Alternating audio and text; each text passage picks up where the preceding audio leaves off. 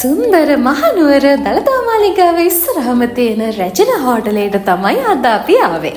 Queen's pastry shop එකේ තියෙන පිස්සු හදන ලම් රයිස් එක අද අපි try කරලා බලමු.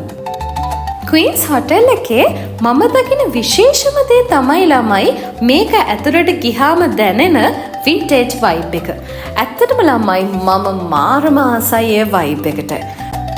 ලම් රයිස් එක එන්න කලින් අපි ඩෝනට් එකකුත් ඕඩර් කරලා කෑවා ළමයි. ඔන්න ආවා අපේ ලම් රයිස් එක. මේක වටේට තියෙන මේ රැප් එක ගලවන්න මට මාර අමාරු වුණා ළමයි. මොකද මේ වගේ සූක්ෂම දේවල් කරන්න මම හරිම කම්මැලි.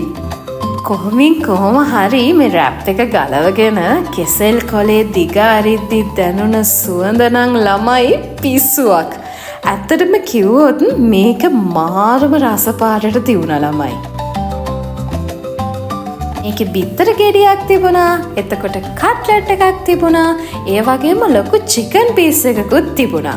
ඊට අමතරව බටු මෝජු එකක් සහ ඔයාලා දන්නවා ඇති අර ලම් රයිස් එකත් එක්ක එන අලු කෙසෙල් මාළුවක් තියෙන්නේ. මන් දන්නේ නැහැ ළමයි එකට කියන නම. අන්න ඒකත් තිබුණා.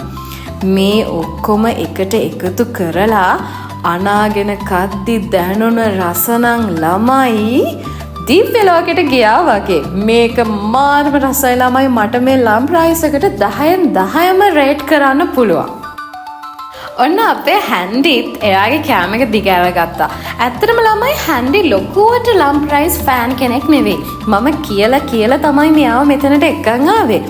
එයා හැබැයි කාපු පළවෙනි කටෙන්ම කිව්වා එයා ජීවිතේ කාපු රසම ලම් රයිස් එක මේක කියලා. ඔන්න ළමයි හැන්ඩි මුළු කෑම එකම පීරලා එයාගේ ෆේවරිට්ම බිත්තරේ හොයාගත්තා. බලන්නකෝ මෙයාගේ මූණේ තියෙන සතුට ළමයි. ඔන්න මම නම් කාලා ඉවරයි ළමයි. ඇත්තටම කිව්වොත් මේකේ තියෙන රසට මම කෙසෙල් කොලේ විතරයි කෑවේ නැත්තේ. අපි හැන්ඩි කොහොමද ටිකක් ස්ලෝ තමා කන්නේ ළමයි. බිල් එක අපි ලම් රයිස් 3ක් ඕඩර් කරා ළමයි. මොකද අපි නංගිත් අපිත් එක්ක ආවේ හින්දා. අපිට ටෝටල් බිල් එක 3520ක් වුණා. එක ලම් රයිස් එකක් රුපියල් 1100ක් විතරමයි ළමයි උනේ. ලම් රයිස් එකත් කාලා හවස් වෙනකම් වැවරවම චුට්ටක් ඇවිදලා තමයි අද අපේ දවස අපි ඉවර කරේ.